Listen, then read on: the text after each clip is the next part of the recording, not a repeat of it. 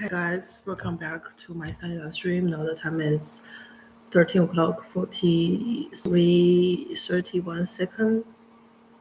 And we're gonna begin for today's study live stream in 14th July 2025. And let's do it.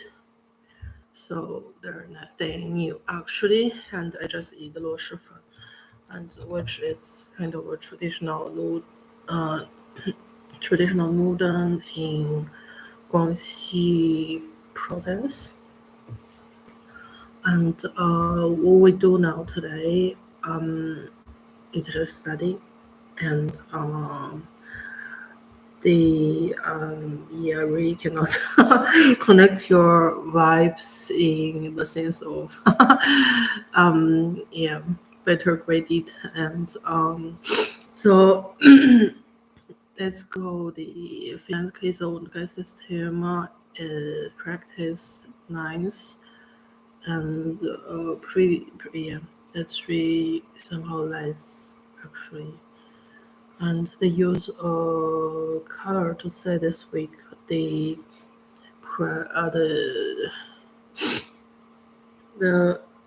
tutorial gonna happen at Friday, and at Midwalk there is one Dr. Delio, and it is from Professor Stefan Allen's Professor's Hattie School building, and they are majoring in green central banking. It's like green financing. You know that the store in the end of the Central Street, and then they are saying like Donnerstag zum Thema zu sagen, dass auch das in der Mitte gibt es diese Peter Bofinger professor, and about digital euro and crypto value and etc. And so this week is 3 timing actually, and so we're gonna 我们必须要去这些 timing. So let's go to the 9th showcase in Latin America. I hope my style should not be cut it, and I have to use your leg in the sense of that I don't know why that later on will about that study live stream channel, and now currently time point I really don't want, and so let's just do it.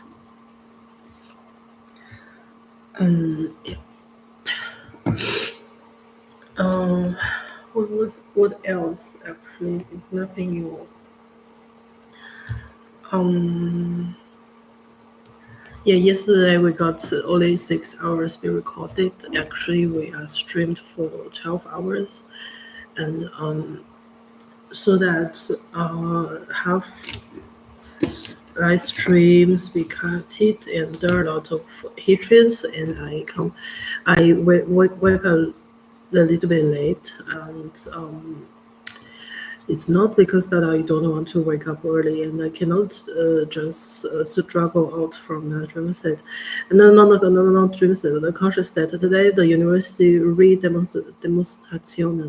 demonstration, and because they are arguing whether the Berlin government should cut the financial support to the universities, and especially the FU, and so they are against this kind of acts, and so gathering lots of people and printed the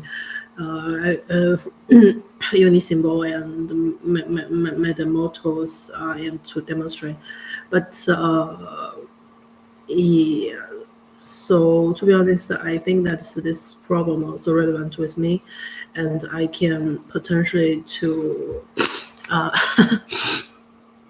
I don't want to talk this kind of problem, but I think that is kind of not not only relevant with me, and I hope the student plateau will not be cut it. And otherwise, you really cannot do much as at this kind of a time point.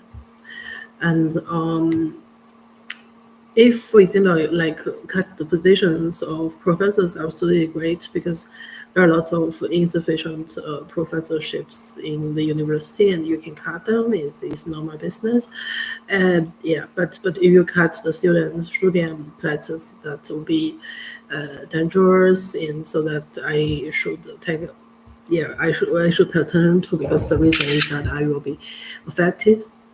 Otherwise, it's not. And so let's just study and what else.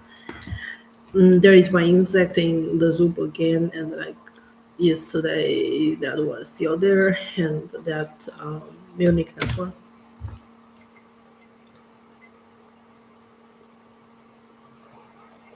The ice water is a little bit dark, so that is the ice could not very resolvable. And today got the emails from two official Stella. One is the renting company, renting company.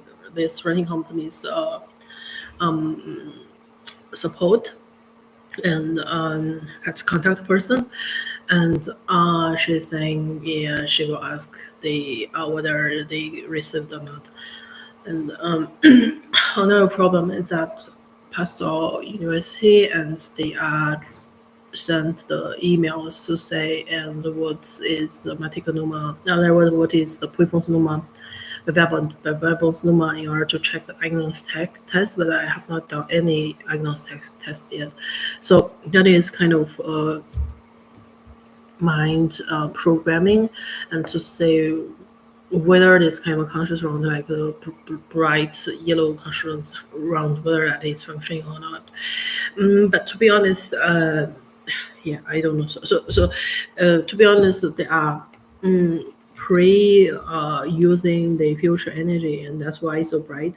But the reason is all the conditions in 223 was very different. So you can say if you just say like vaguely definition, like okay, it's just a master degree, and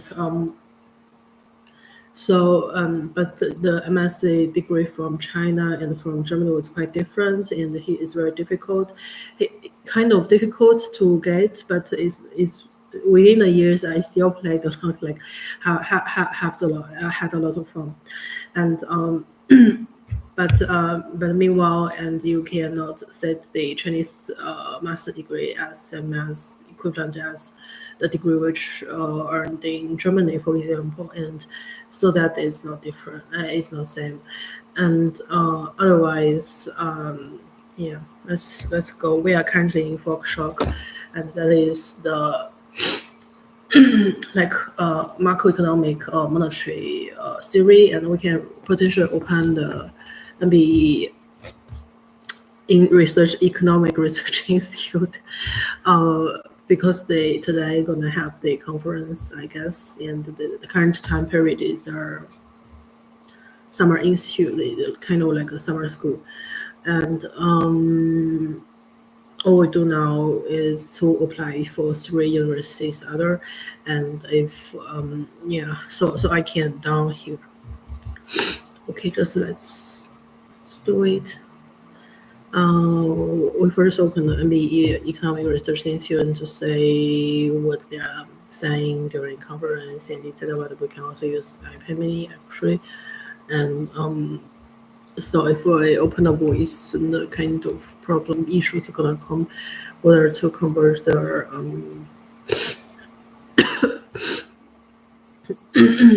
copyrights and etc. That's kind of stupid, but I think that is kind of like a lecture, and you can record it and to make that afterwards in the video and etc. of the YouTube channel.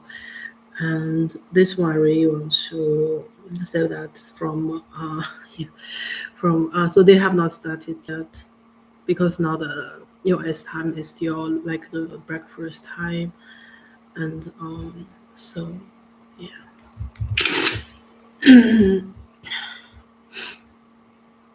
感觉很难受，然后感觉我真的 kind of cut it that feeling. But let's wait for them a little bit or go to the official website to see when they start. And be Summer Institute.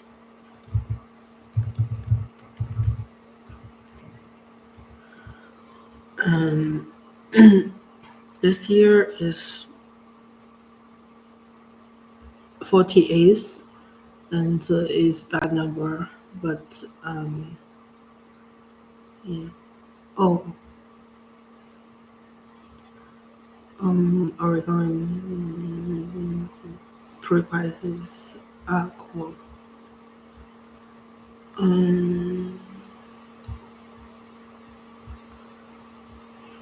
So this year, well, till 25th, so there are 9 days left.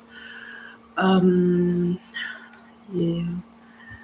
So this is week 2, so that's right. But I don't know when it's actually.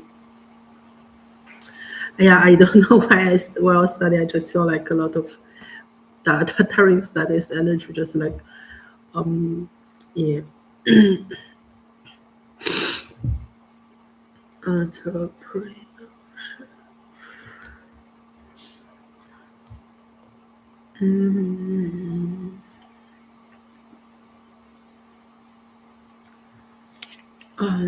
No need. I don't need open my eyes big yard to understand them.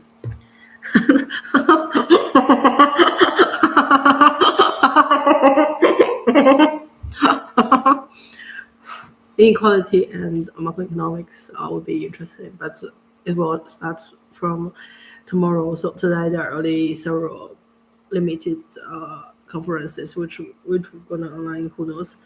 And this I kind of interesting in aggregate labor market in the macro and micro perspectives. That it will be from organizers Philip Kirsch, Good, Guido and Guido Mosrani. Yeah. So, and the conference on research income, wealth, and entrepreneurship, and within and across borders is 1 to 7, and otherwise it is research boot camp. This is not very interesting in my micro macro models. Who else? Yeah. So yeah, just click any of them, like your corp's aggregate labor market. Yeah, I was considering whether I go to university, but it's not very beneficial. Like they are demonstrating, and it also not happen in the university Geland. And but the problem is that today's food, that is the black tofu sticks, like without meat and no test. So every Monday, the food is yeah. So the 12th is lunch. So 1 p.m. So yeah, I really don't know. 1 p.m. is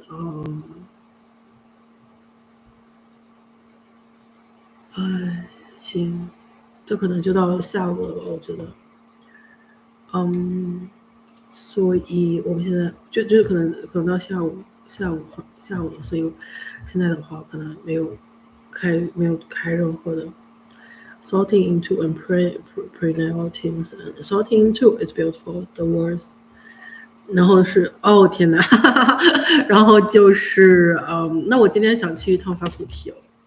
Okay, let's go faculty.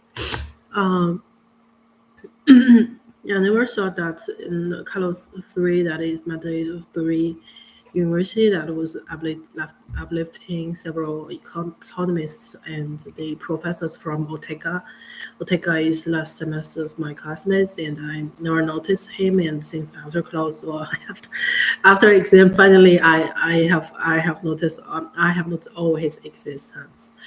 Okay, fine. And and Greg is 张君雅小妹妹的那个印象的，然后还有 UCL 是那个 WSC， 然后就是 Double M， 因为它是那个代表的那个是那个 Schwarzweiß 的那个，我觉得 OK fine， 所以我们今天可以去到学校，因为field choice skills specificity and 李田 and Aarhus University and ST so today 没有我的名字，看my name it's only simultaneously is IEIF is 梁杰武 is one Chinese name and EIEO like research institute. Associative matching and private information. For me, like already, some guns point kind of, and additive separability. 其实我们差不多 a new test of Lucas Weimar， 然后就是那个 book， 然后他们的那个book， 然后被 pick up，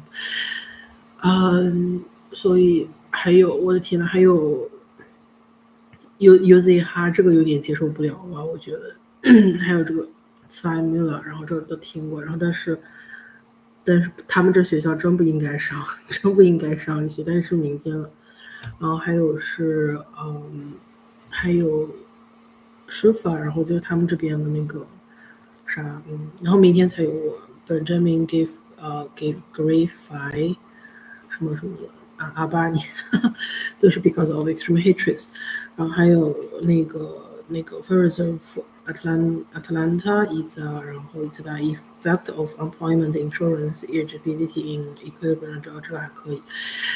但是这个有点问题，就是 eligibility in equilibrium， 然后这个其实是下一学期 professor 那个单词的课程，然后还没开呢，然后 it already be eaten， 谁让这房租高呢，是吧？然后是3:10 PM， 然后呢，还有就是哈明芳，然后第二天的时候反正就来了很多，所以我现在其实我没有比他们来的，因为这个是法库蒂，不是 JFK Institute。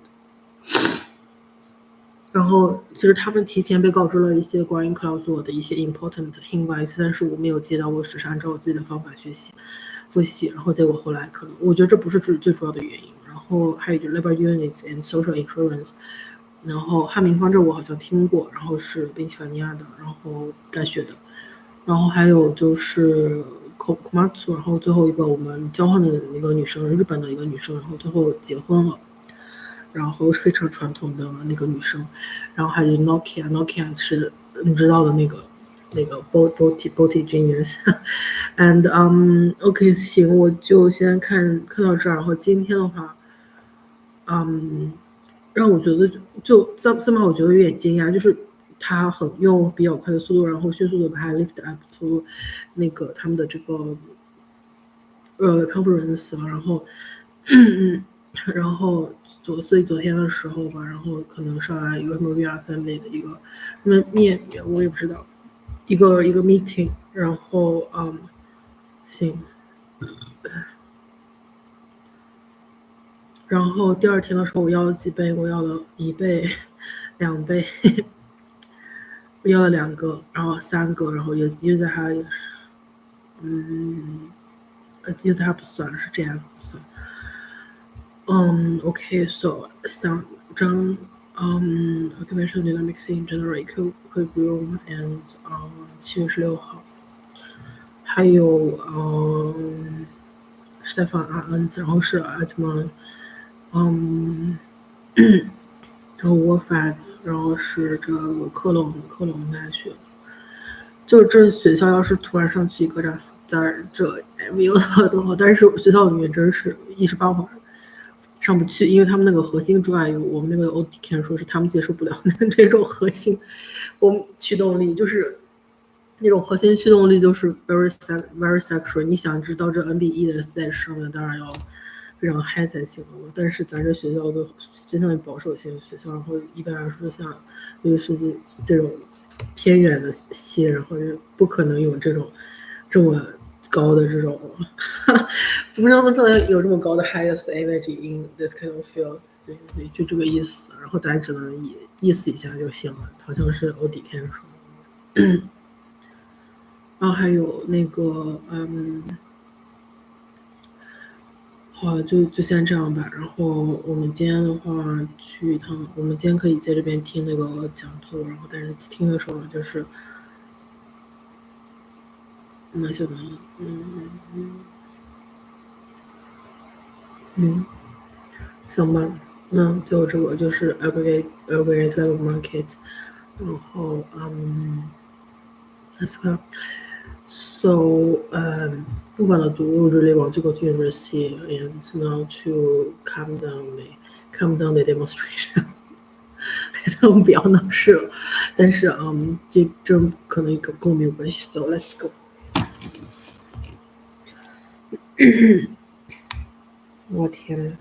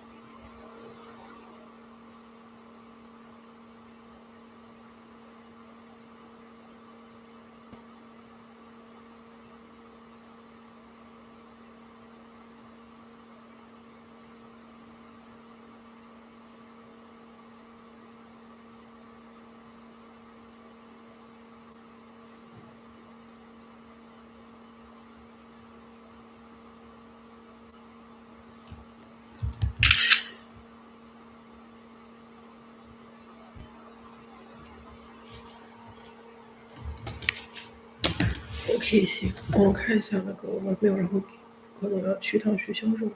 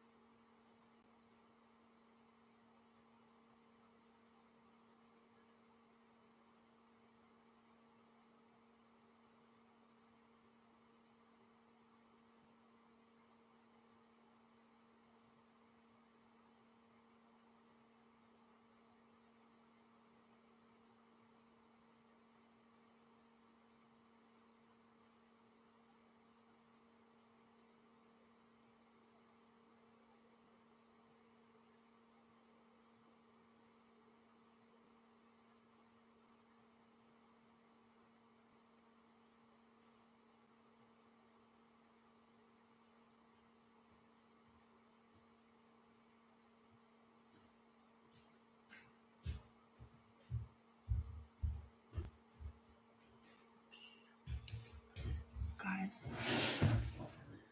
I feel something wrong. But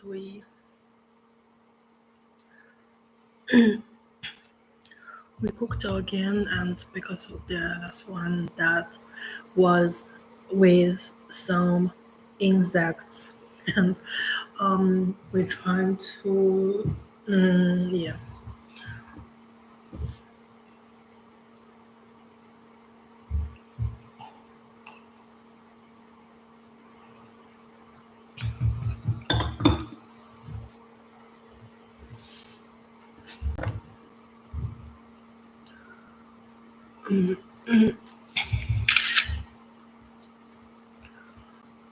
我的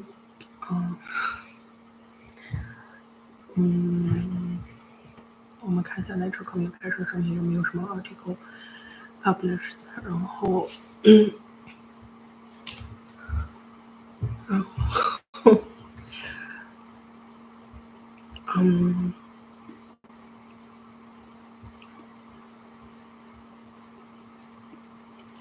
然后好像是今天就是我目前租的这个租房公司，然后他们上次评 article，然后他们讲那个煤炭就是那个酒，然后酒精，然后和那个 frontier into auto axis， 反正就是一些化学元素吧，还有一个 immunology， 然后 diagnostic什么什么 什么 biomarkers detect cancer early and early detection of immune is the same actually predict the treatment response。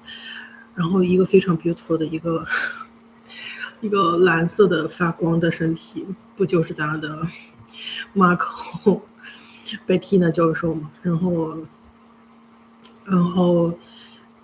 我觉得好像不知道是谁，然后我感觉有点像白 T 呢，因为他那个黑裤子咱不是就没穿吗？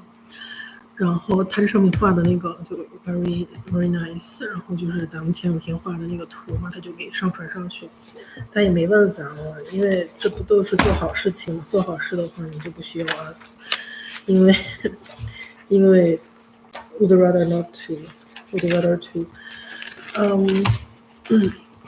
就看一下这一个，然后就画的这个坐标，然后是那个 Professor 那个 Netflix 他的那个 PowerPoint 上面的，然后我画错了，本来之前是间隔6个厘米，然后我画成5个厘米了，然后结果后来我就在第二次的时候就画成6个厘米，然后呢，它这个图上去之后呢，反正就是有一个就是类似于那种测电的那种针管，然后我在那边买的，然后结果后来他们那个上去之后，他拿这个做了一个比喻吧，我觉得，然后还有几坨这个鸡蛋啊什么的，然后 stage 1 stage 什么，然后就是这一部分的这个 thoughts 呢，有点像那个 medical thoughts， 然后不是很像 economic 那种 thoughts， 因为 medical thoughts 的话，总而言之呢，它会越加越多那种感觉，就还挺 beautiful 的。然后里面是，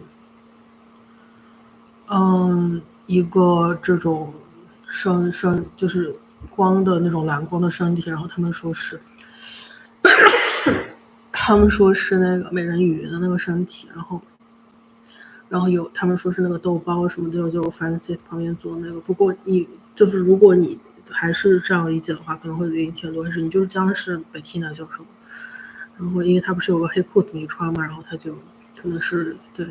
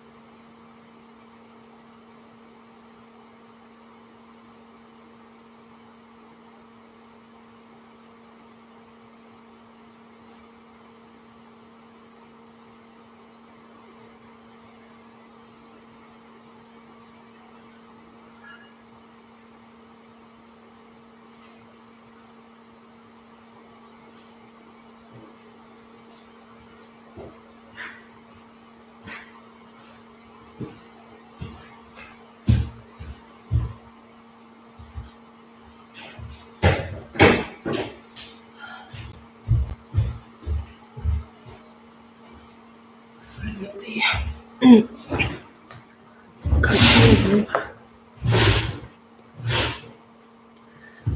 看我们刚才吃了一点第3包绿色的包装的螺蛳粉，然后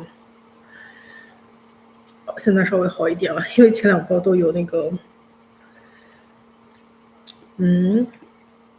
因为前2包都有那个一个 insect，然后所以我们现在就今天的话，我们也可以去学校，然后学校的话5点钟到7点钟，然后2个小时，我把那个学校也申请一下，然后现在还有3个学校，然后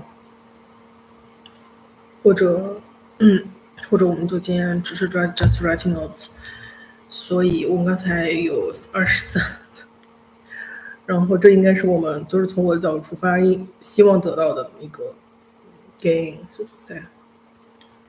然后并不是每次都从他那个 Smart Love 的角度出发，然后这些年不仅 waste 了 money， 还 waste 了 time，all wasted，yeah。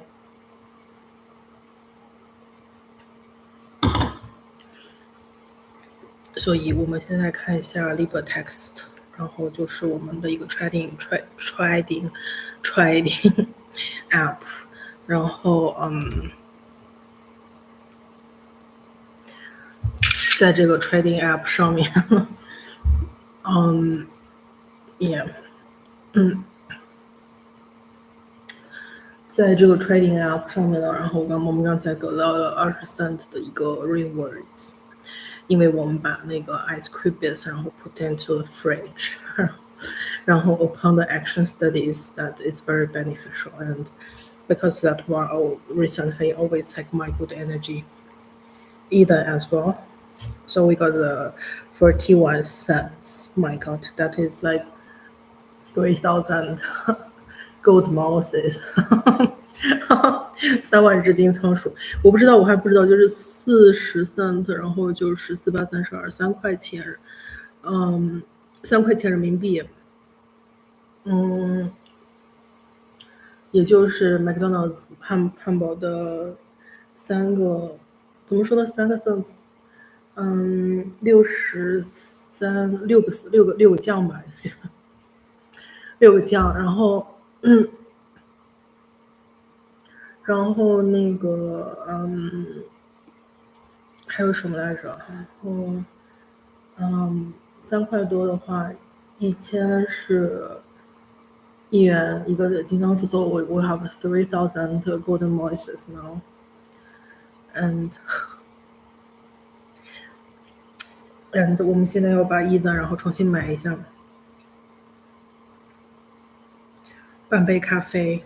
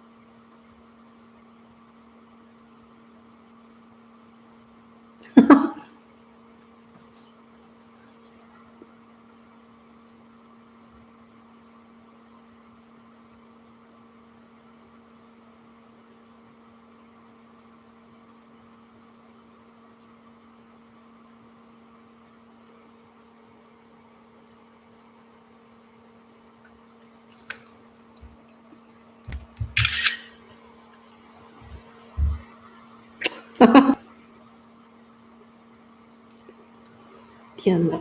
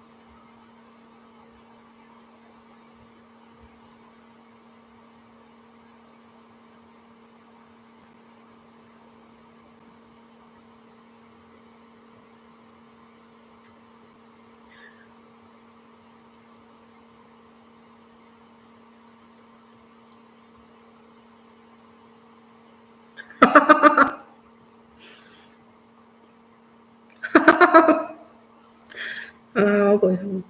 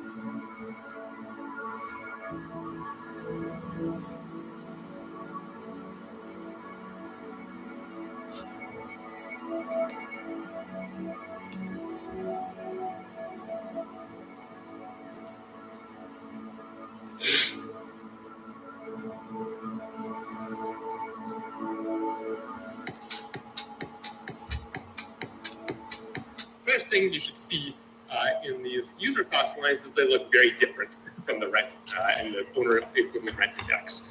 There are two lines that are plotted. One gets the expected capital gain by just taking the sample average of house price appreciation in our sample. The other one is an actual survey measure of that. You might wonder, do they look very different just because we've done something quirky in how we measure user cost? No, in fact, the title of the slide is taken from a paper discussing growth more than 15 years ago, pointing out that these things look very different.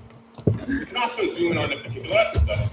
So one of the sharp increases in the user cost is not reflecting owner equivalent rent. Is then the sample, what's going on there? The Fed is raising interest rates, mortgage rates are going up. That increases the user cost and doesn't directly affect our rent.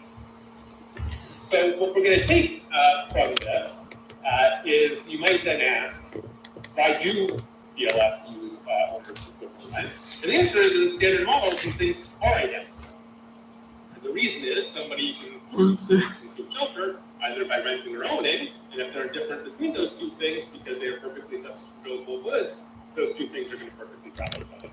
So we're going to take two things. One, owning and renting may not be the same thing, and people may have some preference for owning that's different from renting. And the second is the user cost, as plotted here, doesn't reflect transaction costs, multi-period contracts that are also going to drive a wedge between the user cost and the cost rate. And so what we can do in this paper is think about what would a measure of shelter inflation look like that has these two features, non-perfect substitutability between owning and renting, and long-term contracts and transaction costs. And just for a preview, we're going to think of this as what maybe is a platonic ideal of what such a shelter inflation index might look like, subject to the constraint. We're not going to touch the rest of the CPI.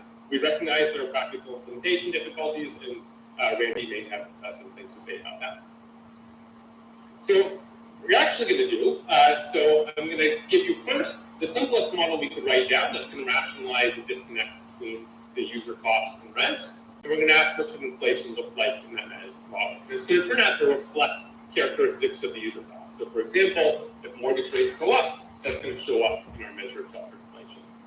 Then I'll talk a little bit about how we extend this to a dynamic setting with multi-period contracts, and more of that is in the paper. And then we're going to turn to whether what we're pointing out here is just academic or whether it might have real-world implications. So I'll tell you about a survey we ran to try and measure the preference for owning versus renting. We'll call that the theta. And then we're going to calibrate a model and feed in an increase in mortgage costs and ask what does our shelter inflation index look like. And it's going to move, think of this as a 2 percentage point increase in the mortgage rate is going to cause the total CPI to go up by about a percentage point. Okay, so a non-trivial departure from just looking at owner equivalent rent.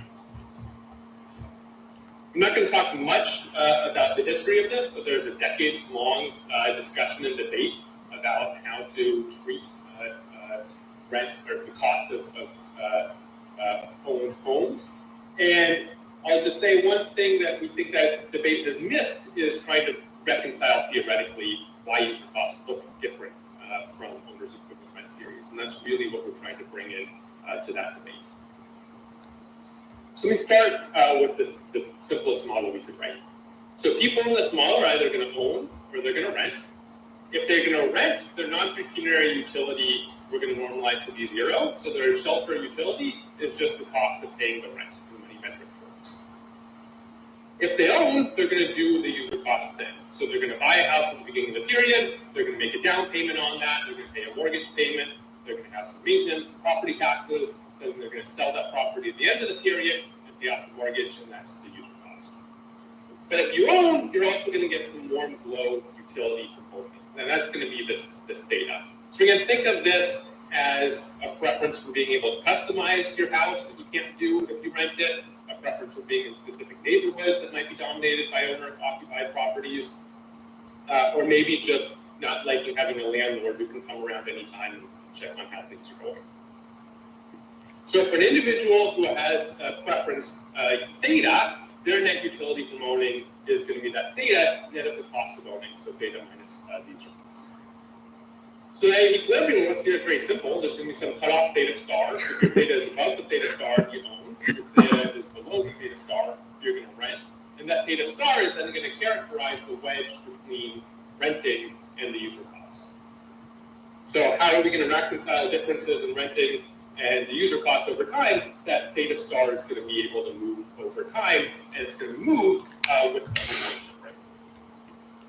So what does shelter inflation look like in this environment? So we're going to take the economic approach to what an inflation measure is. So in this case, it's essentially how much additional income do I have to give you to compensate you for changes in the cost of shelter, whether those changes are changes in house prices or changes in mortgage costs or anything else. So that's the net change in your shelter utility. When we aggregate that up, there's 3 terms in it. The first is the change in rents. The second is the additional change in costs of owners. So that's the theta star, which is the wedge between owning and renting, times the home ownership rate. So those first 2 terms are pecuniary terms. They reflect the additional spending that people make on shelter as shelter costs change. The third term is the non-pecuniary term. And so this is the change in the total utility people get from shelter as home ownership changes, and therefore fewer and more people might be living in their own houses. So I can elucidate the properties of this with 2 examples. The first is where there's a degenerate distribution of theta. In that case, renting and the user costs are going to perfectly track each other. So owner's equivalent rent is going to get shelter inflation rate in this case. But as I just showed you, it's going to come at the expense of not being able to reconcile the time series divergence between renting and user costs. A second case is mortgage rates go up, and let's assume rents don't change. So in that case, the shelter inflation index is going to move, and it's going to move for 2 reasons. One is a pecuniary reason. People are going to be spending more on shelter because the mortgage costs have gone up. And the second is a non-pecuniary reason. The surplus utility from owning is going to go down as fewer people are owning. So in this case, owner's equivalent rent is going to get more. Talk briefly about now how we think about adding dynamics in transaction costs. And the challenge here is once we have multi-period contracts, so think of people signing fixed mortgage rate contracts, not moving every period, owners might not face a per period price that we observe in the data. And so how do we deal with that?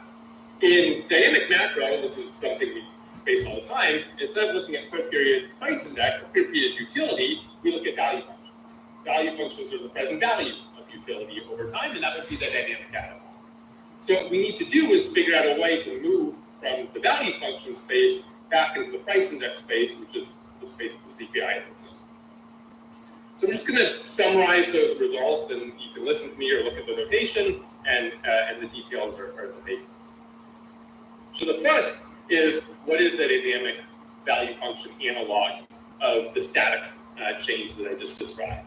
So the value function change is going to have 2 components, just like the static. One is a pecuniary term, so that's called the VX. So that's a change in spending on shelter, but this is now the present value of spending on shelter when there are changes in housing costs.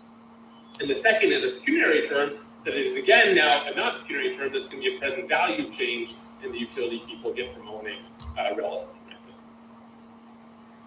We show how to characterize that present value change in the utility from owning in terms of something that looks like the theta in the static case. Again, just scaled by how many people are owning or not, and which people are owning or not. We make an assumption that we don't strictly need, makes things a lot easier, which is consumption smoothing of non-durable consumption. So this means that when shelter costs change and the present value of spending on shelter changes, we're going to pull that back into utility space by assuming people smooth their non-durable consumption over time. And so this is going to give this a random walk property to the consumption component. And with that, we can go from the value function space, so a change in shelter cost is going to change the value function, and we're going to project that back down into a per period change, where the per period change is how much income do I have to give you each period to keep your period utility fixed. And in present value terms, that's going to look just like the change in the value function, but it's now in a per period space like the static CPI. Does this matter? So the first thing we're going to do is to ask, does this theory of heterogeneous preferences actually look like something that appears in the data?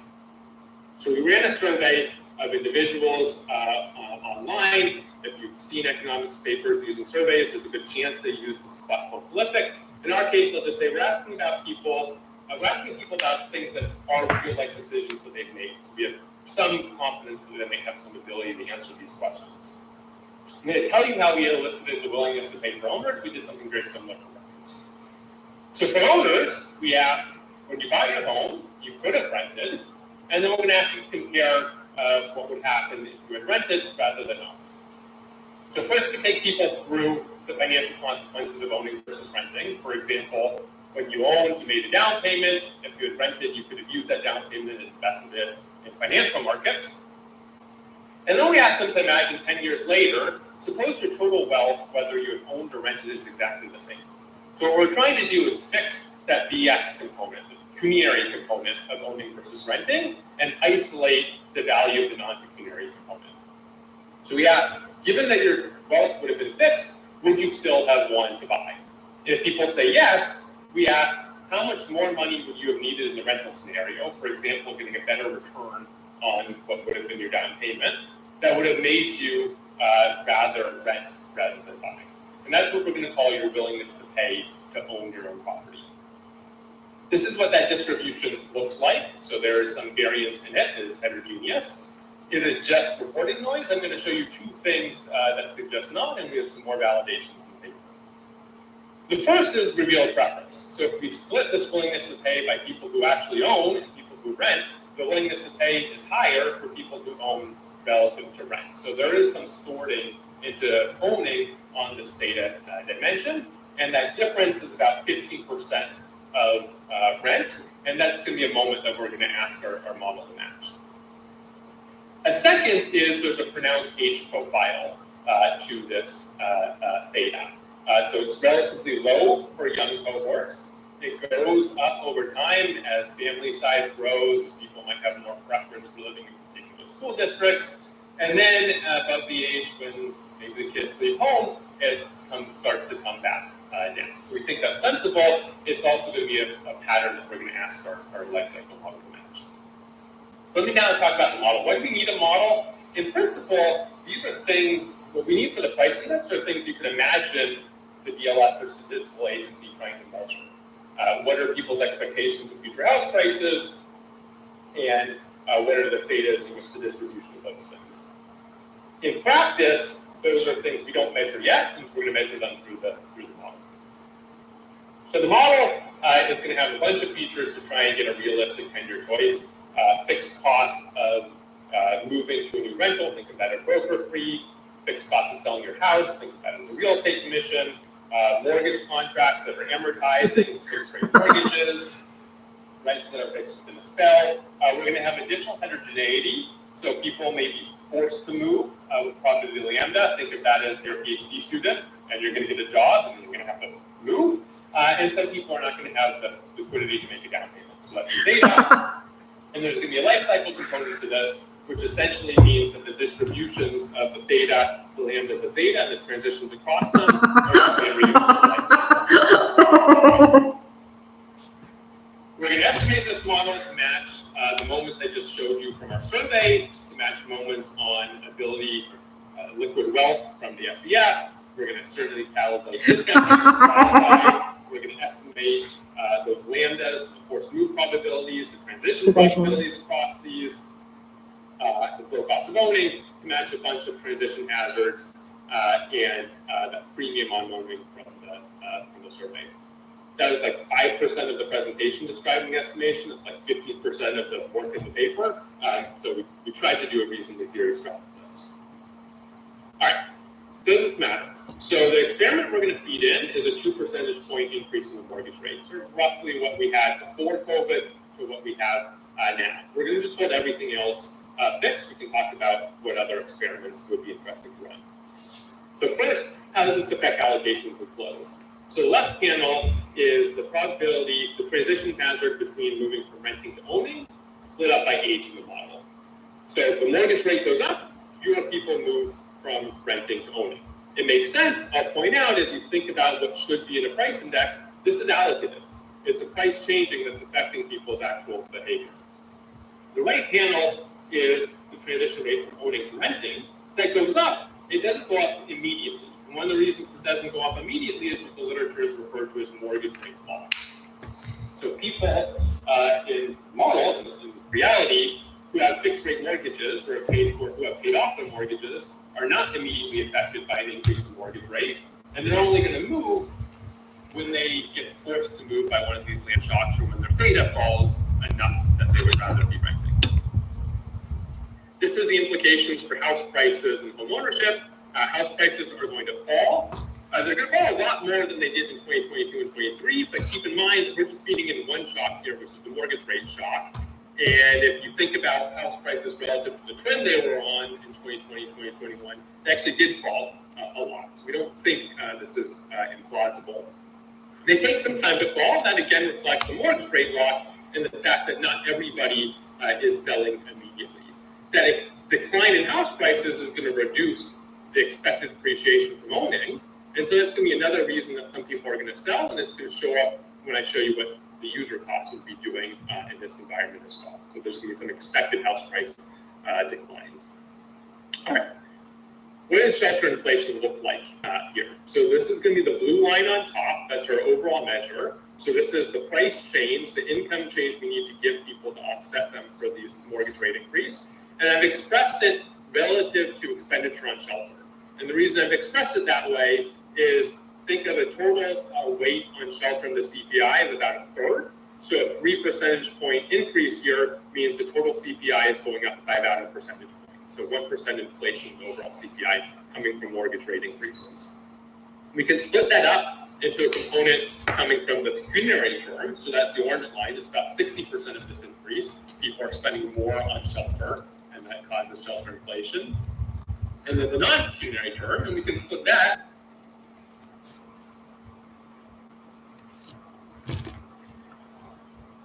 We can split that into a part which reflects the pure extensive margin. Fewer people are owning, and even if there were perfect sorting of who owns and who rents, that's going to cause a shelter price increase. And what we call a misallocation term, and this is again the mortgage rate law. Think of this as baby boomers whose theta have fallen, but they don't face higher mortgage rates because they have fixed rate mortgages, so they're not selling. And then the millennials whose theta has gone up a lot, but they can't buy because mortgage rates are higher, and so there's some misallocation of whose theta is high and who's owning. Our last result is compare our price index to some alternatives. So our price index is again in blue. It would imply a 1% increase in the total CPI.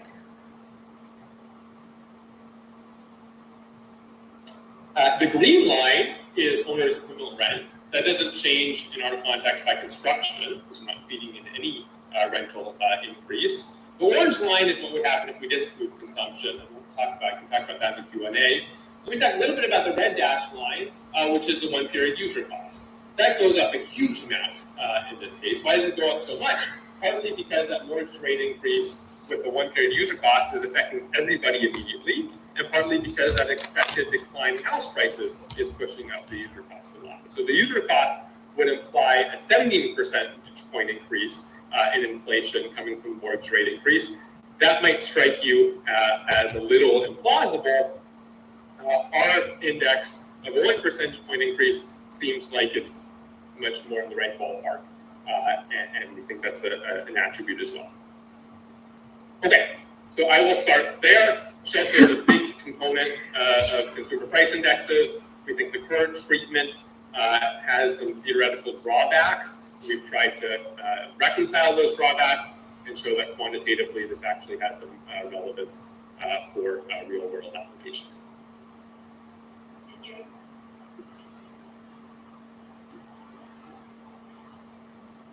Discussant is going to be Randy or Ruby at the Cleveland Fed. Randy is online, so Randy, you can see my countdown clock in 10 minutes. All right, just waiting for permission to share.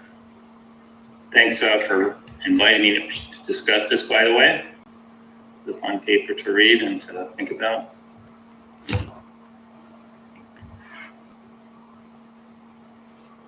All right, can you see my slides now? Work on it.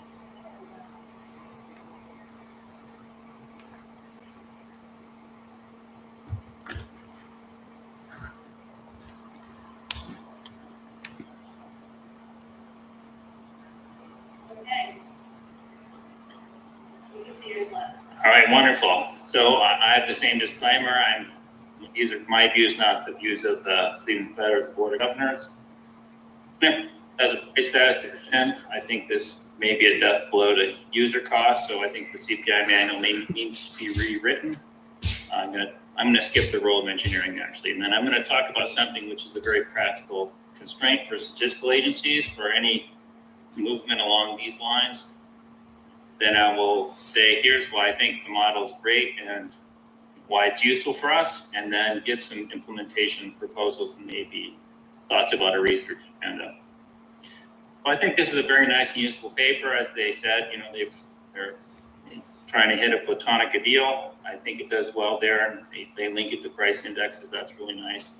But my view is that the chief contributions may differ from those of the authors. I want to say a few introductory remarks. One is just what is the cost? You know, why is there a cost of living adjustment? Really, the point of this is to hold fixed the purchasing power of one income source. It's not to ensure seniors from some other portfolio fluctuations. You know, notwithstanding the results in this paper, I think the OER approach still is defensible. You know, just it's a cost of service you get if you rented your house out. And such, you know, this is required in any case for the system of national accounts. You can think about a homeowner as having two hats. One is being a landlord and one is being a renter. And so we can think of this as just being the rent part of that. But, you know, I'm going to suggest maybe that can be improved as well on the basis of this paper. So we'll get to that later. I want to say something about rent, inflation, interest rate changes. This is actually one of the ways the authors motivated the paper, although it didn't come up in the presentation. But you know, this model, the fancy model at the end, links the owned market to the rental market with an arbitrage condition, which is really a strong assumption if you wish to compare the behavior of the change in the value function, user costs, and rents.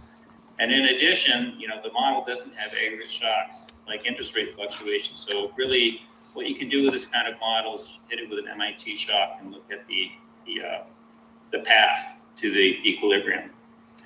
And thus, the authors couldn't show us how the figure one would change using their model. So that's just, you know, it's not a criticism, and these seem a very challenging model, so it's just a point to make.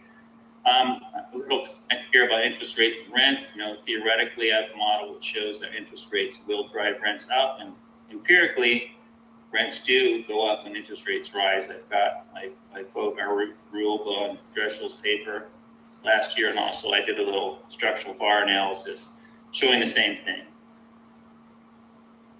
So, you know, I have to say, as a price statistician, we have a secret handbook, and our handbook tells us that whenever someone tells us to improve gives us a suggestion to improve something, we always have to say we can't do it this way because of that. So that way we don't have to change anything we do.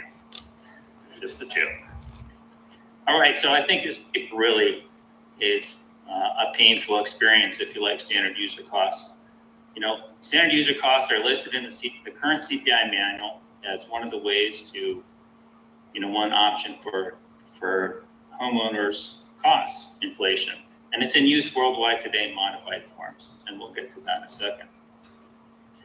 It's one of the things it does is it brings out some arguments and develops some arguments along the following lines.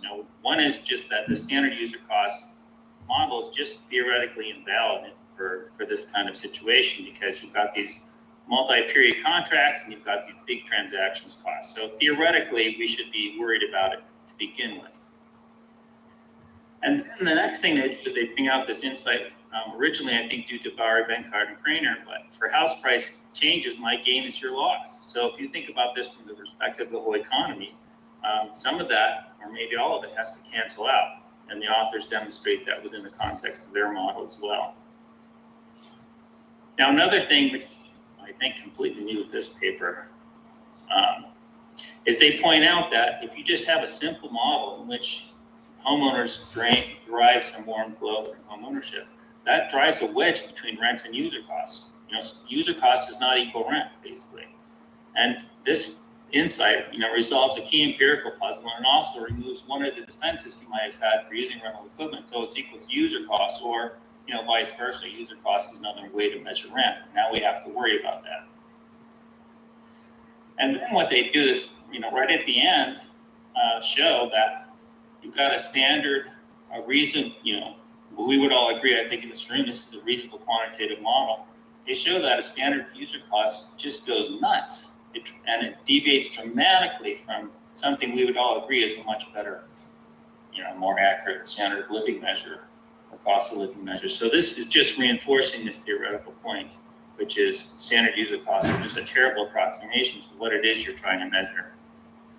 Now, they also, in the simple model, give some criticism of the OER approach. The main model is silent on that question because it's, it doesn't have the tools necessary to show what OER would do. Excuse me. General point on engineering, it takes engineering to implement ideas and that's the reality, but I think in this case, unfortunately, engineering wouldn't be enough to bring it over the hurdle for the DLS to actually implement that. And why is that? The reason is because a delta V approach is going to approach what I would call public acceptability boundary. This is just a practical constraint that statistical agencies face because they absolutely must maintain public trust. And so they must maintain a strict reputation for political neutrality and transparency.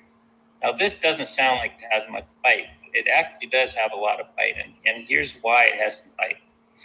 One thing is, you can use a forecast in that kind of context. You have to use data, especially if you're talking about a forecast of the most important asset in most people's portfolio. So, any forecast, be less close, would be subject to lots and lots of criticism.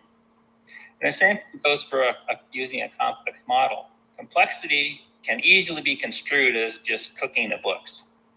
So just to give you an analogy of the sort of thing that could happen, let's think about, there's hundreds and hundreds of DSG models out there. They all have their own estimate of U star and R star, these important macro numbers. Which one should they use? All the authors will argue about, my model's the best. But suppose this was the basis of a cost of living adjustment for 1 year, one of these particular models. You just can imagine the sorts of criticism a statistical agency would face under those circumstances. And I'll argue a full-fledged delta V approach is going to be more complicated. It's going to require a more complicated model than these authors have. So yes, they definitely did a really good job saying, here's a platonic ideal. Here's how, here's some of the issues that come up. Here's how you can link a value function to a price index. But if you're actually going to use this in practice, you're going to need a model that has interest rate risk, house price and rent risk, both of those things being moving endogenously with respect to each other rather than by an arbitrage condition. So it's more challenging to model. And so it's an even more complicated and more, less defensible in that sense. The other thing is, by the way, you'll notice the impulse response functions scenario that they modeled does look like it's going to lead to a pretty volatile CPI. And that's, because inherently you have this V that's pulling everything from the entire future into today. So, this may be obvious to everyone, but it can't be used as is and not in a more complex form either. I'm not saying you can't, I don't think this approach is completely doomed, and I'm going to come back to that at the end. So is this a non-starter? I would say far from it. There's been a lot of criticism of the way VLS models things. Economists often like user costs, and the public is often wondering, why doesn't this thing go up when house prices go up? So it'd be nice if we could get some kind of measure that moved more along with intuition. And I think it's full of lots of useful insights, and it was absolutely necessary to construct this model to do, especially this user cost thing. And I think the model can be used to do more stuff that are going to help statistical agencies a lot. So I think this can be used as a lab to answer some questions like the following. Canada's user cost, for example, just drops house price appreciation entirely. So what happens with a Canadian approach? What does that look like here? And another thing that a lot of countries end up doing is interest rate smoothing. This model shows why you might want interest rate smoothing. It's, has to do with the fact that there's these long-term contracts that are just slowly dissipating over time as people are forced to move, for example, or as they refinance. So that can be a formal justification of these things that seem to be necessary in practice to get a user cost that actually behaves well. I have the full confidence that the authors will have a new proposal of what to do, maybe by tomorrow, maybe by next week, but they can test their new proposal. I think the authors have an opportunity to just, give a final definitive explanation of why negative user costs just completely violate the economics of the situation. I think that would be nice. And I'm hoping people, in this room will come up with some ideas as well.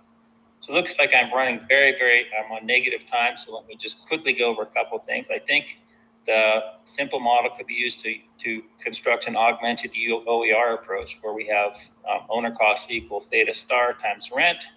And then you just, you would have to measure that theta star thing. That's not going to necessarily be easy, but I think that would be something interesting to do. And the nice thing about that is it's a adjustment here, since it's a utility term, is completely within scope in the CPI as a current utility term. So that would be a change to OER. I think they could come up with better user cost approximations that, behave more closely to their delta B. And the last thing I'll say is, I think if we are all serious about moving to a delta B approach, what would it take? We would have to think about this in kind of the literature of the robust Taylor rules. We'd have to come up with some very simple delta B expressions that don't require any forecasting and that work reasonably well across a variety of models. So I think I will stop there. I think this is a really great paper, and I think it has the potential to really impact statistical agency practice around the world. Thank you. Thanks, Randy.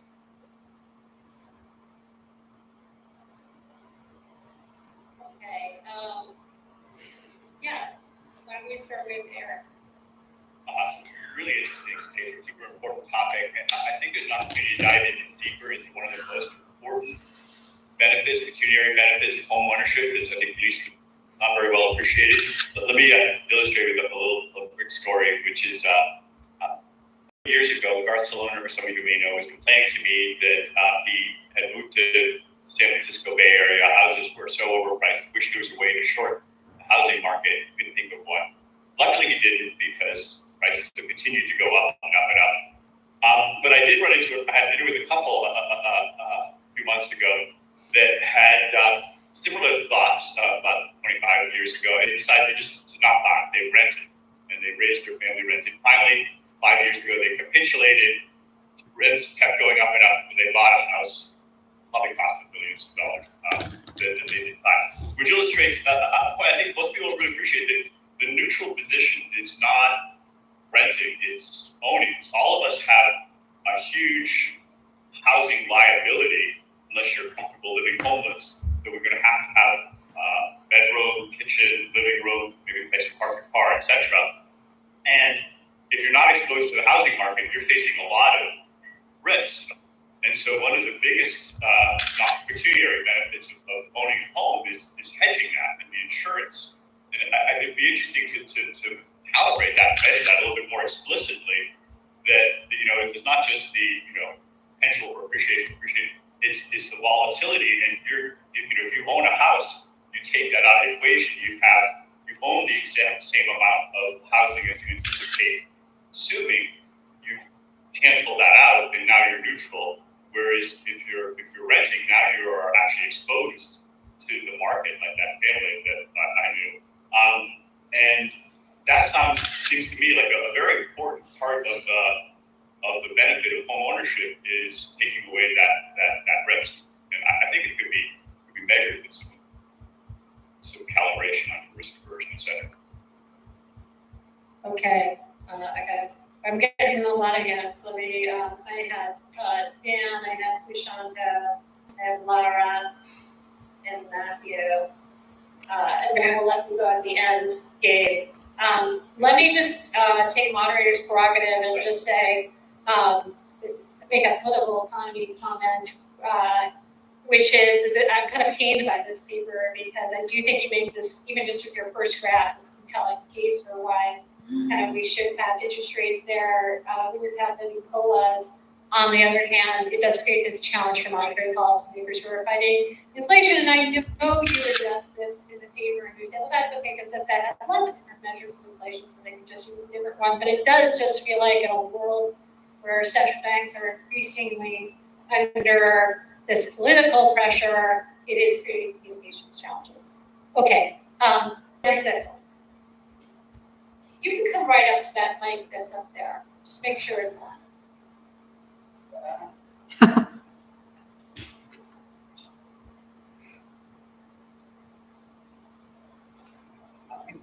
Now? Yeah. Okay, great. So really interesting paper, really interesting discussion. There's a type of heterogeneity that comes up, has come up in the comparison of rent and user costs. I'm curious in how that might play into your model. And in particular, the heterogeneity is between higher price houses and lower price houses. And critique of owners of rent being that when you try to use owners of rent for higher price or higher rent houses, you don't really get good measures.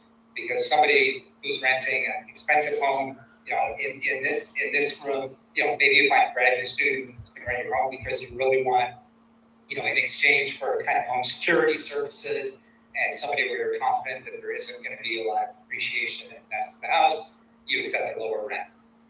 And so owners of rent has a really hard time getting good measures of higher priced houses, as well as sampling issues with CPI. They're undersampling in neighborhoods since they're tend to be thin markets for rentals at higher priced houses. So one proposal that has come up in the context of CPI is that maybe CPI should use OER for kind of mainstream rental markets and should use user costs for higher priced homes. That came up in a National Academy study as one possibility for ways that the CPI might be able to deal with both the thin markets for higher priced homes and also this issue of are you really getting in a sense of market rents that are just pure rent as compared to other factors. So important for thinking about that comparison, wonder how that would work in the context of your model, whether that would be an important type of heterogeneity to consider. Thanks. So great paper. Two quick questions. One is that if one thinks that the formal rents in that landlords charge are also a smooth version of user cost, it would be, I think, really interesting to compare. And I think you make a great case that the one period user cost makes no sense for home ownership, but it'd be very interesting to compare the smooth user cost per owning versus market rents. And in particular, if the two don't converge least in rates of change over long periods of time, that's an interesting result. Presumably it says something about theta over long periods of time. The other question is about the theta, which is, I'm having a difficult time thinking about whether, if I'm thinking about the representative household, whether this implies a change in the utility function of the representative household, which then makes it difficult to interpret what a cost of living measure is. And so I'm wondering if you were to, say, keep the distribution fixed in some, either the beginning or the end of your sample, and then think about how the prices change without the change in the people who are homeowners, how that would look similar or different. Okay, thanks. Lara? So one people comment, your friend in California, what happens is that they don't have to pay property taxes. In Massachusetts, the property taxes would increase, and also insurance. So this is just a point. I don't know where those two were in your model. But the other one is about this wedge. As you said, this wedge picks up many things, but one of the things they may be picking up and correlates with your age profile is a preference for a school district. And that fact, I don't know why, that they're sorting, and as you mentioned, there are just not enough houses in certain school districts. So if that's what is picking up, and the difference in school districts is what is increasing that wedge, how would then central bankers think about these prices? Like, do they have to act on this inflation and just picking up purchase products? Thank you. Matthew?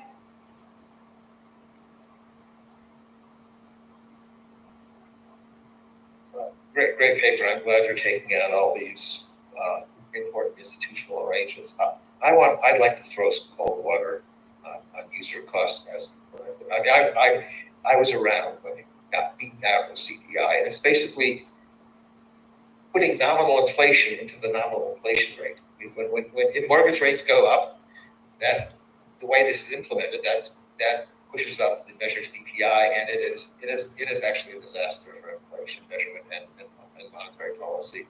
And I know you're trying to figure out how to do it right, but which is important. But the way the Canadians do it, and just ignore the expected capital gains, that's a real problem, especially when things are being driven by increases in nominal interest rates. What I'm trying to say is that, and I think where this paper should go, is actually reconciling the chart that they put up on the front, which is why are these deviations? What and is we know from Paul Jorgensen that there's an equation. Why isn't this rent equal to the user cost? I think it's because expected capital gains are very hard to measure, and we also know that these theories don't work very well. I mean, there's Jim Viterbo gave the introduction. The Viterbo model of housing is very similar to this. It doesn't work very well for all the reasons that the Q theory doesn't work when there are big shocks to moving around the stable arms, say from real interest rates. We don't see the high and falling or low and rising behavior of prices that's necessary to make this work. I think that, given that you put down these realistic features and the friction, maybe you can sort out why rental and cost are not moving together, and that might inform how we should do the measurement. But I'm very nervous about simple using this kind of work, which is going out showing the complexities to lead to simple solutions that I think we made. Okay, let me turn things back to the authors for a couple minutes to give a response.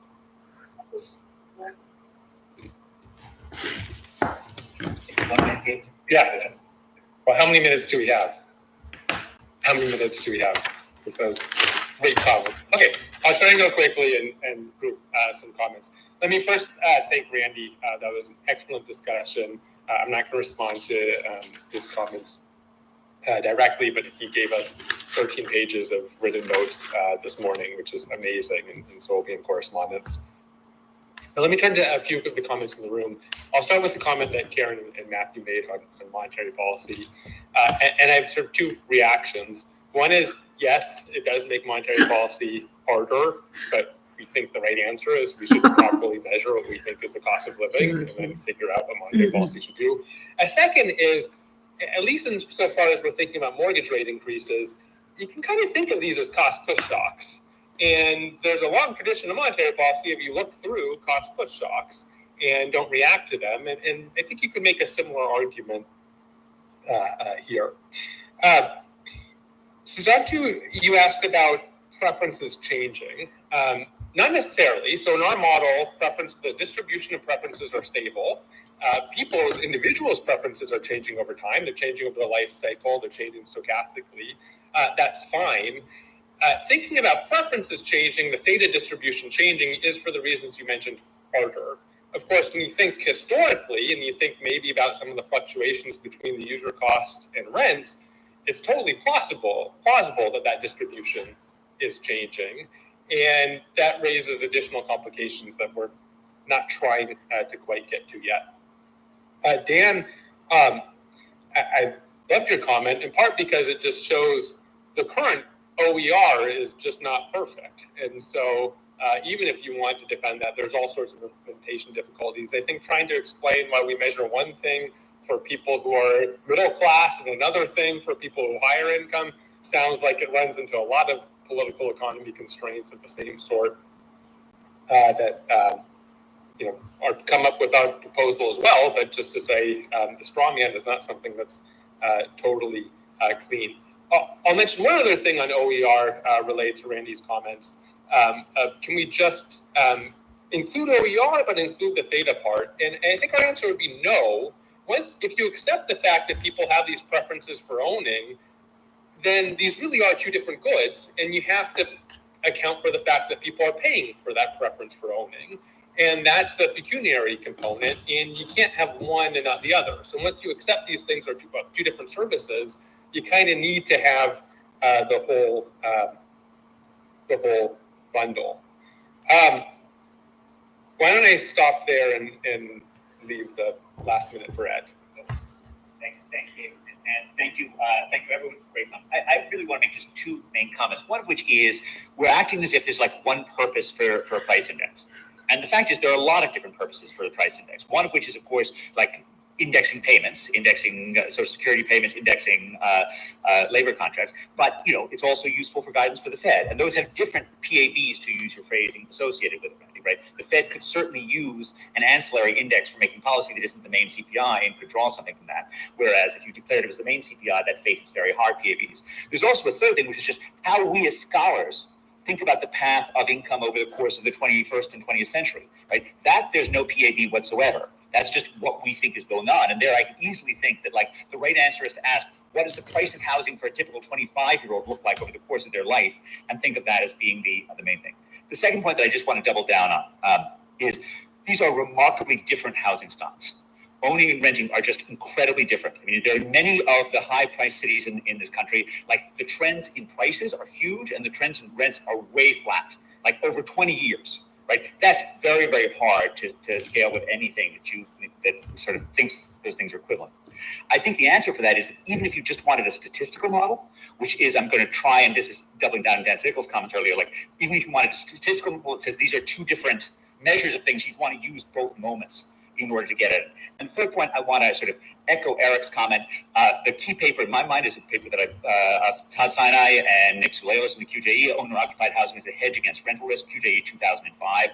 The reason why we're not going to do that here is that means we have to put in risk aversion everywhere, which your point is totally right, but it does make our life a lot harder. And again, thank you very, very much. Okay, we have a break. We're going to shorten the break. Yeah. And try to stay on schedule. So please try to get back here in about 12 or no more than 12. So we can go ahead and attempt to look at the discussion.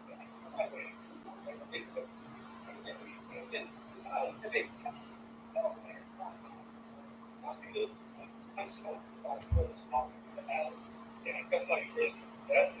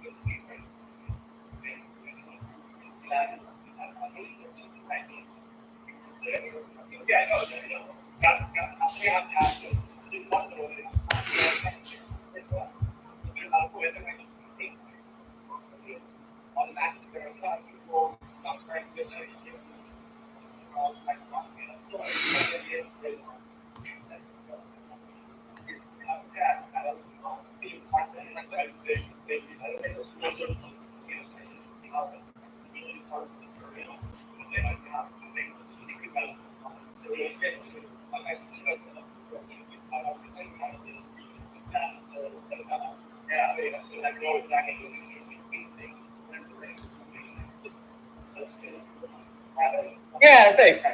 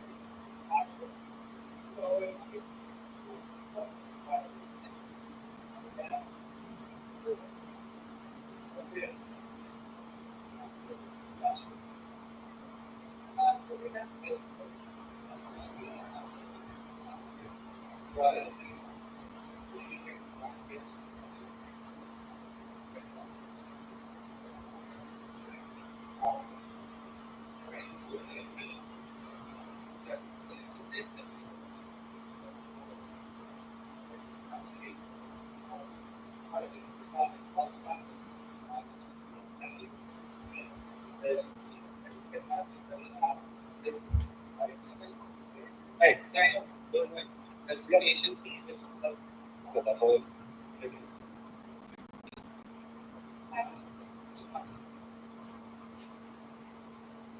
Yeah, it's under the CRIW directory. Oh, Jesus. Don't want to do that. All right, which one? CRW. I think it's the old file in there, student presentation.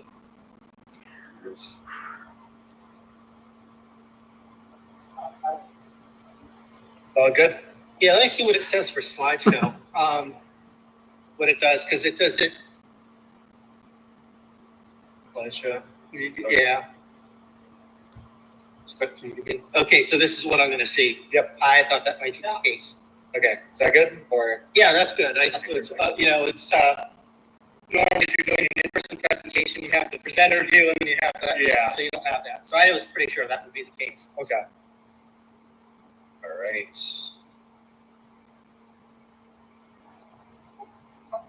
There you are. Great, thanks.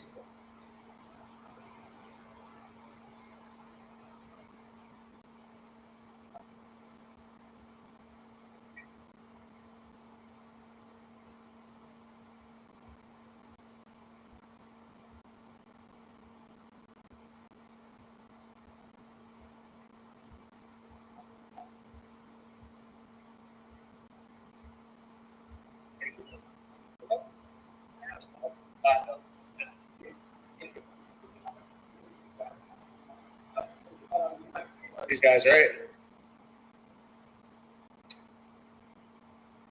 Yeah, that's okay. So that is Dave's discussion slides. Mine is the other one. This one? Okay. Yeah. Sorry about that. No, you're great.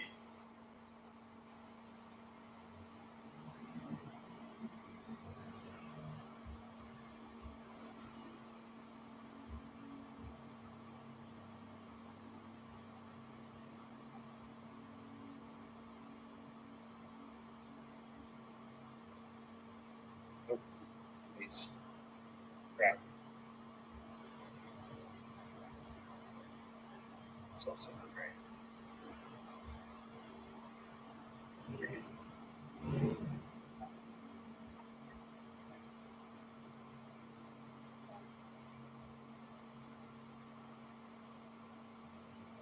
Thanks.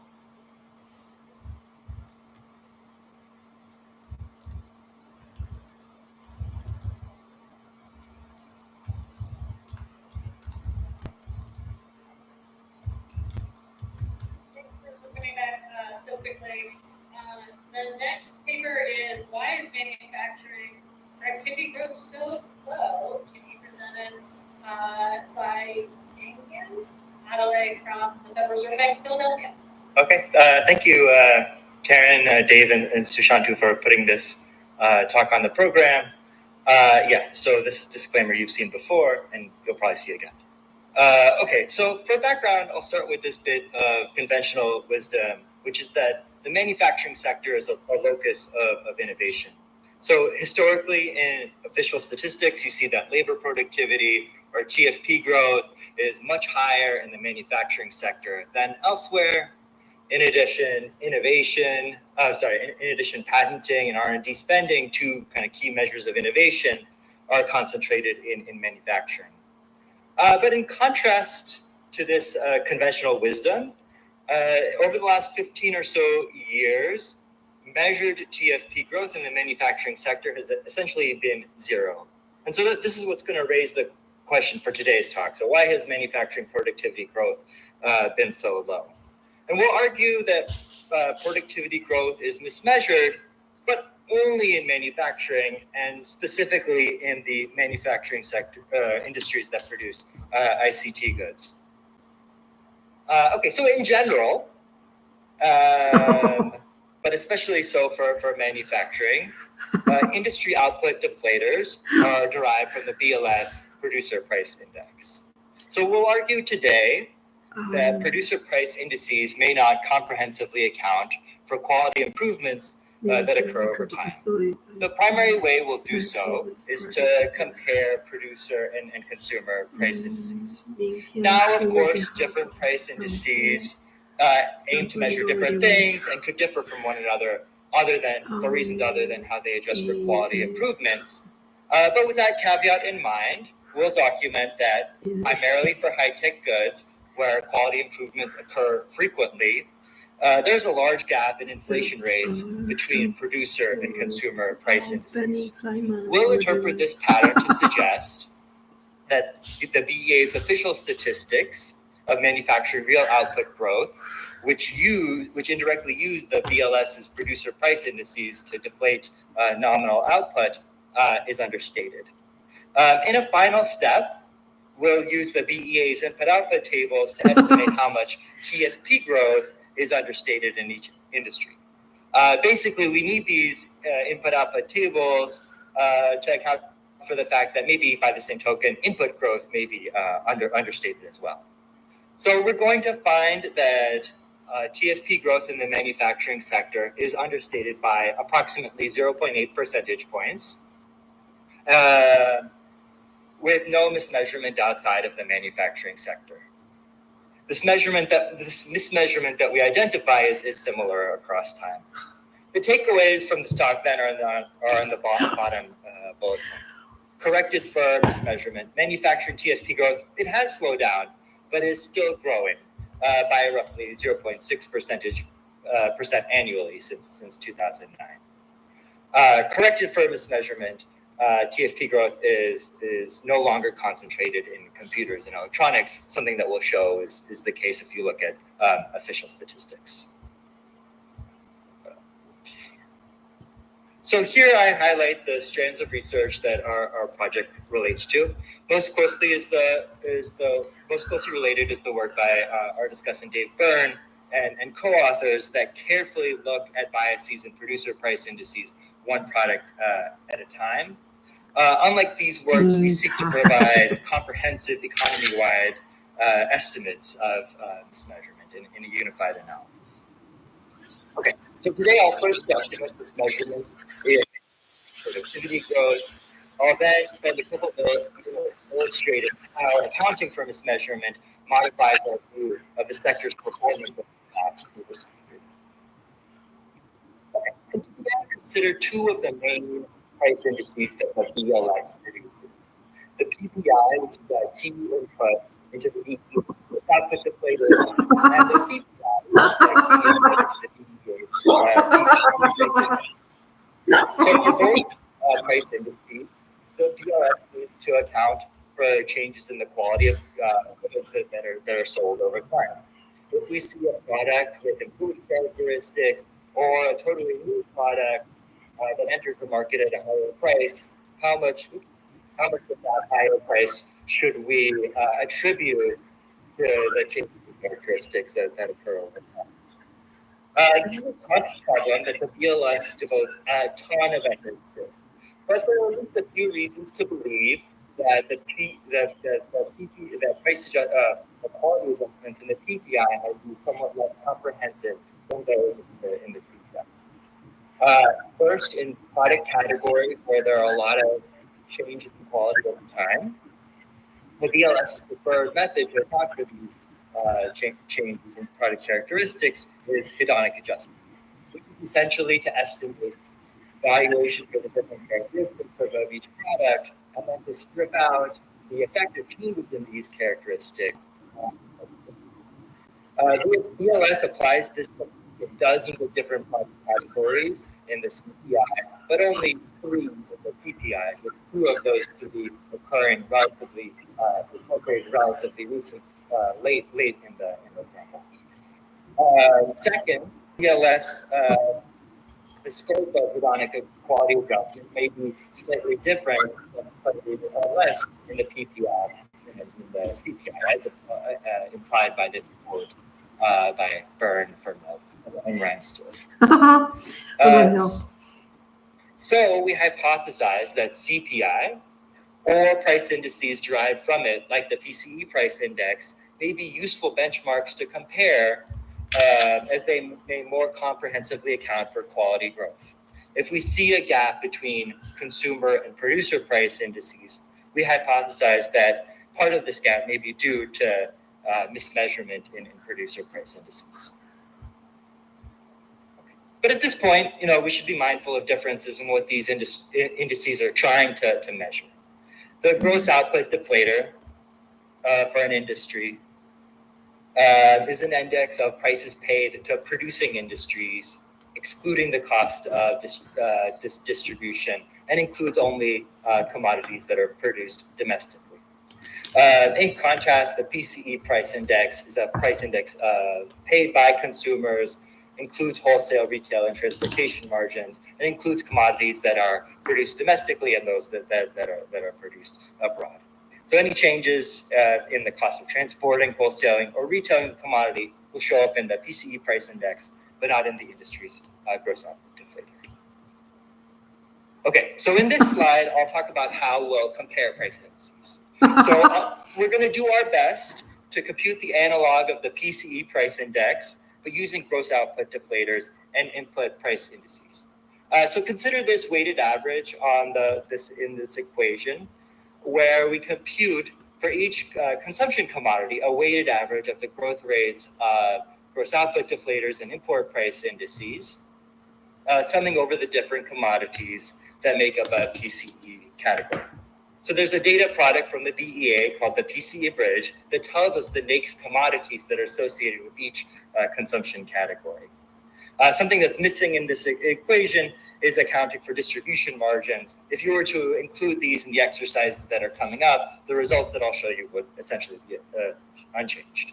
So over the next few slides, I'll show you that gross output deflators have faster growth than PCE inflation, but specifically in consumption goods that experience fast quality growth over time. So we'll interpret this as real output growth may be understated in industries that produce these types of products. Okay, so here's an example that attempts to provide some intuition for the types of comparisons that we'll make. So for each year between 2005 and 2023, we plot on the vertical axis PCE inflation for a single consumption category, telephones. On the horizontal axis, we plot growth in the gross output deflator for the closest corresponding commodity, broadcast and wireless communications equipment. This is the NAICS commodity that includes cell phones, in case you're wondering. So in 2016, for example, quality adjusted telephone prices fell by 20% according to the PCE price index, but only 13% according to the gross output deflator.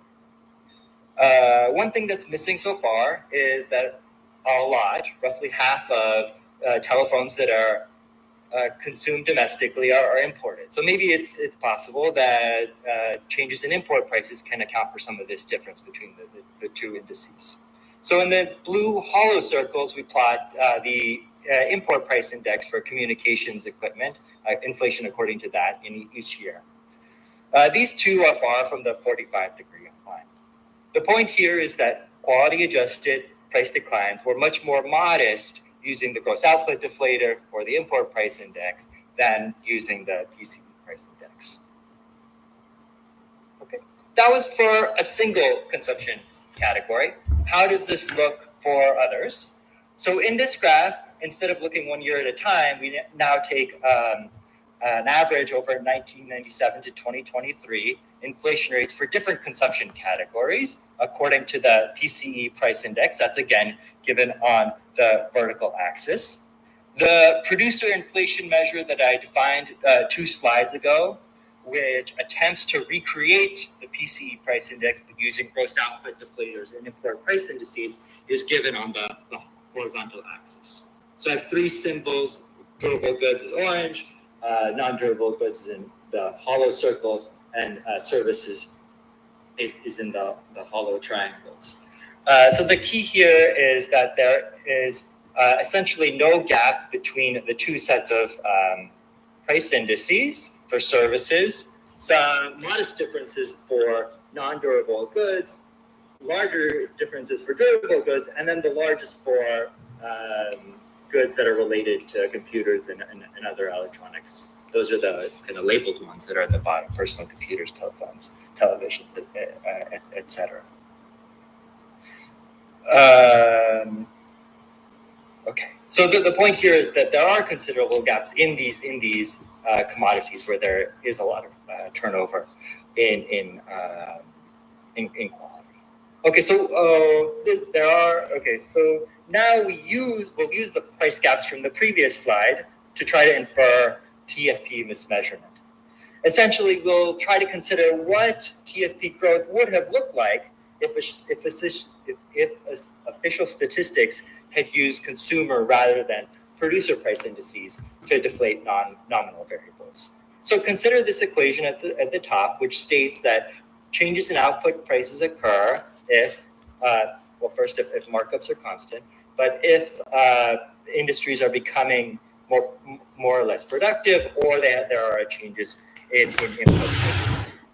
So using this identity, we can relate mismeasurement in TFP in a given industry to Ms. Becher we regarding the output. gonna close this current slide live stream, and I have drawn a little bit the graphic and about the microcredit and etc. And now we gonna head into the faculty. The reason is that we need come the Professor AL and buy some cakes to eat and to apply through universities. If computers still opening now, and so we kind of now gonna leave the teach and to leave the desk. So we're gonna see each other. We're gonna look each other in next study live stream, and hope you guys like my study live stream. So see you guys in next one.